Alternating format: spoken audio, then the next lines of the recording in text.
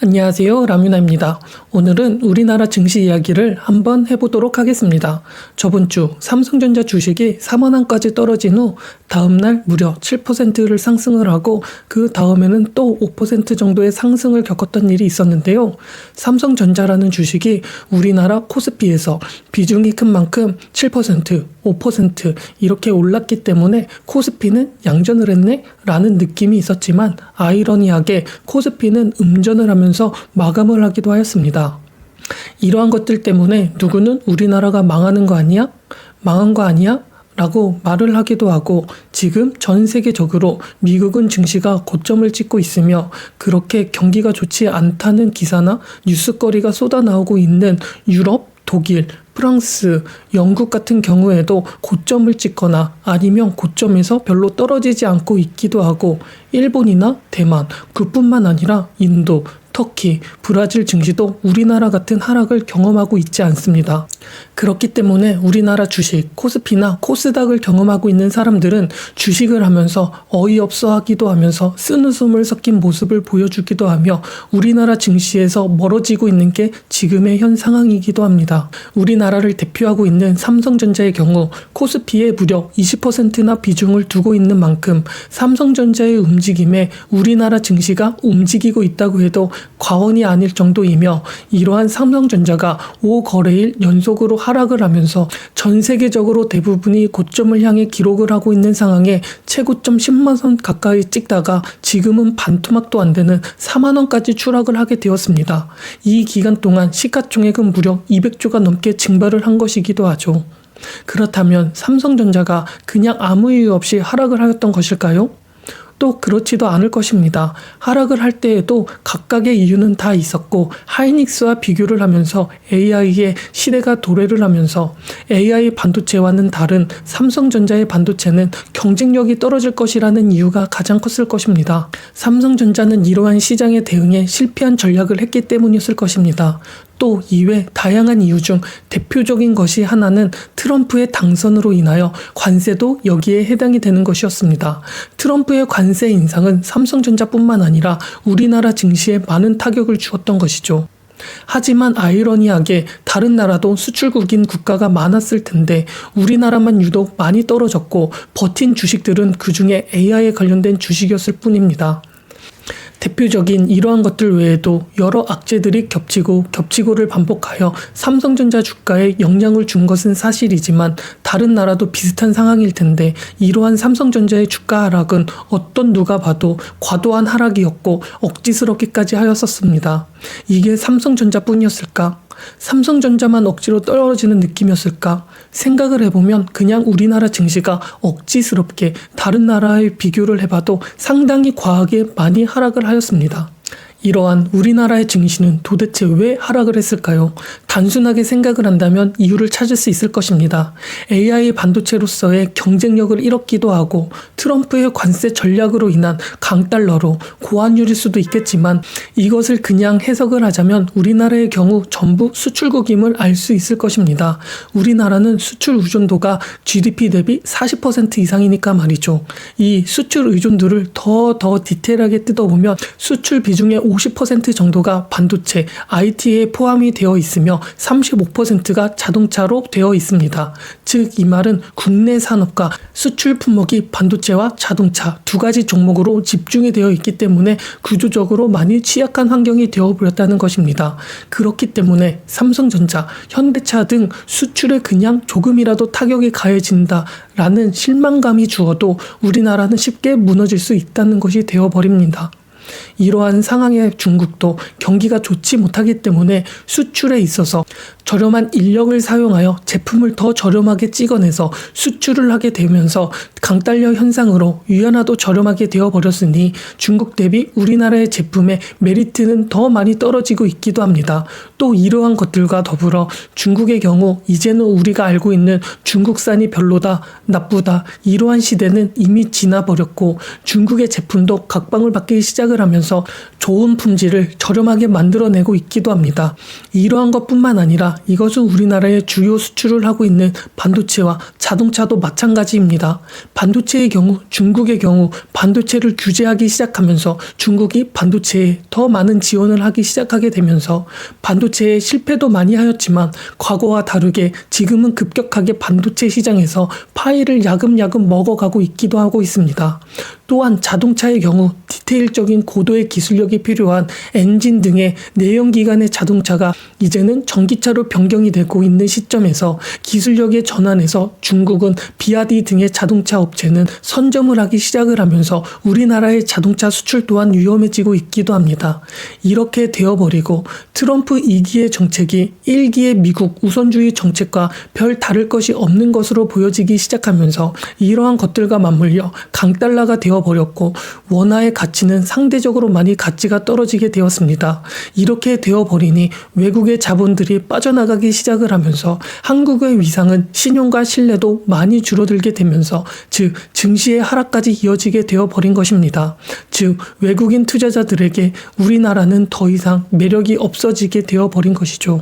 우리나라의 경우, 우리나라의 같은 한국인의 경우 어떻게 보면 우리나라 증시는 저평가야 라고 말을 하기도 하지만 외국인 투자자 입장에서 보았을 경우 우리나라의 경우 그냥 그 가격이 그냥 이 가격이 되어버린 것입니다. 한국은 저평가를 받고 있어 라고 하기에는 너무 많은 시간 동안 저평가를 받고 있다면 그게 그냥 그 가격인 것입니다. 언제까지 한국이 저평가일까요? 그냥 지금 가격이 그냥 외국인들이 보기에는 그 가격이 맞는 것입니다. 이러한 것들이 현 지금의 우리나라 코스피의 현 상황입니다. 이러한 상황 속에 우리의 경우 한국장에서 돈을 벌고 있는 사람들도 있고 매일매일 급등주 모멘텀이 발생을 하기도 하면서 이러한 것들이 눈으로 접하는 게 너무 쉽고 기사로도 많이 나오고 있기 때문에 한국 주식으로 돈을 벌지 못하는 것은 내 탓이다. 내가 지식이 부족해서다. 열심히 공부하면 한국 주식으로 돈을 벌 수 있을 것이다. 라고 생각을 하는 분들도 있습니다. 왜? 어쩌면 우리나라의 경우 기울어진 운동장이 되어버렸기 때문에 돈의 흐름을 이해하기만 하면 그것을 따라서 돈을 움직이는 파도에 휩싸이면 먹을 수도 있는 것 같으니까 말이죠. 박스피라고 부르는 시장인 만큼 경제의 흐름에 따라 움직이는 것보다 어쩌면 선물과 옵션 혹은 단타를 치는 분들에게 유리한 장이 되어버렸기 때문입니다. 하지만 이러한 것을 알아도 공부를 하면 돈을 벌 수 있다고 생각을 하면서 그렇게 열심히 공부를 하고 실력을 키우고 우리나라 주식에 투자를 해봐도 결과적으로 보면 마이너스를 기록하고 있는 것이 과반수일 것입니다. 우리나라의 경우 펀더멘탈의 대가 워렌 버핏처럼 이게 가치주다 하면서 장기 투자를 해봤자 의미가 반감이 되거나 때로는 없기까지 하기 때문입니다. 지금 삼성전자의 가격은 2018년 가격으로 회귀를 하고 있습니다. 이게 6년 전의 화폐의 가치, 기회비용을 따지게 된다면 엄청난 손실이 발생한 것이기도 합니다. 이렇게 되어버린 게 과연 우리의 무능, 우리 때문에 이렇게 되어버린 것일까요? 우리는 이전보다 경제에 대해서 많이 공부를 하고 열심히 공부를 하고 노력을 하고 있는데 말이죠.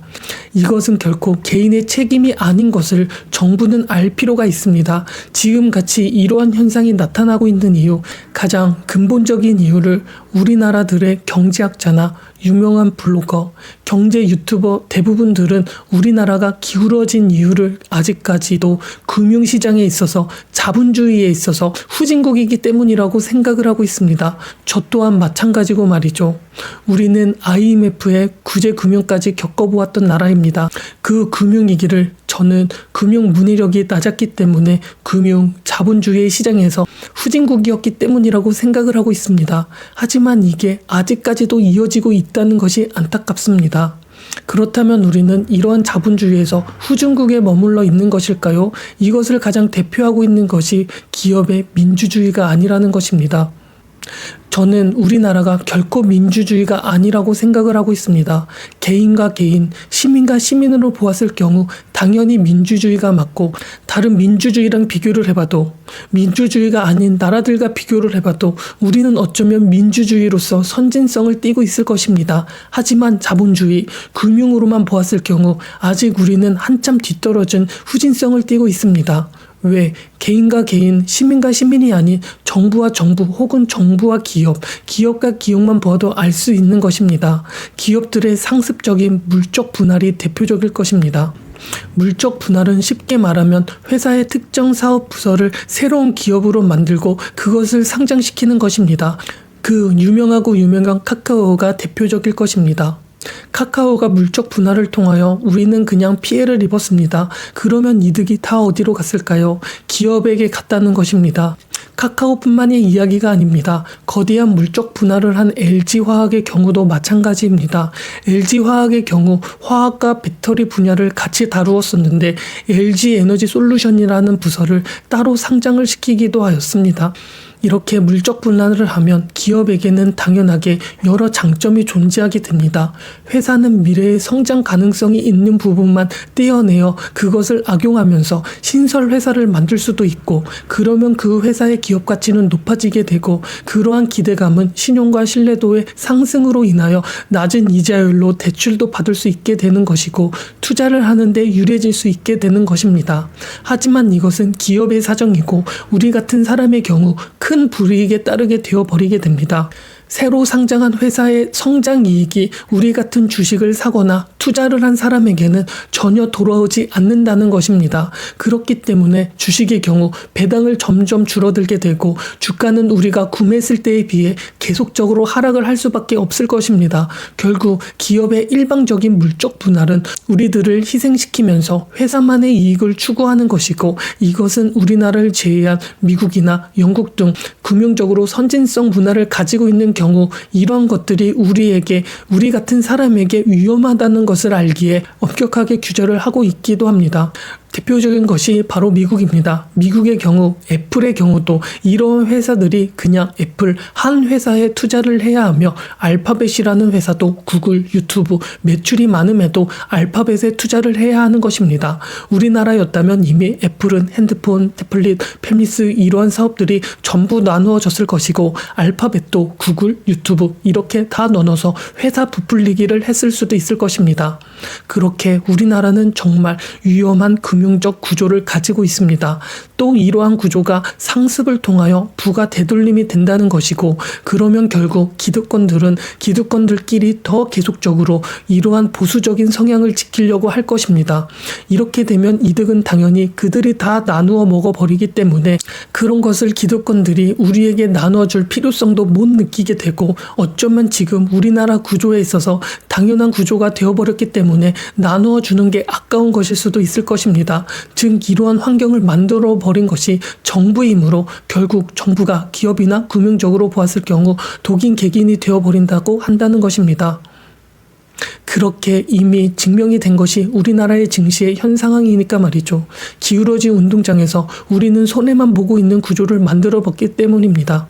또 이러한 환경을 만들게 한 것이 아이러니하게 높은 상속, 증여세 부담감일 수도 있을 것입니다. 어쩌면 우리나라는 가불기를 당한 느낌일 수도 있습니다. 상속세가 높아도 낮아도 문제가 되는 경우이니까 말이죠. 하지만 상속세가 이미 높은 상황에서 이러한 것을 악용하기 시작하면서 이러한 사태가 벌어진 것일 수도 있습니다. 상속세가 높다는 것은 기업을 운영하는 CEO의 경우 기업을 물려주려고 할 때 상속세 부담감으로 인하여 주가를 부양한다는 것에 큰 의지를 가지지 못할 수도 있기 때문입니다. 왜? 주가가 오르게 되어버리면 상속세 부담감이 커지게 되어버린다는 것이죠.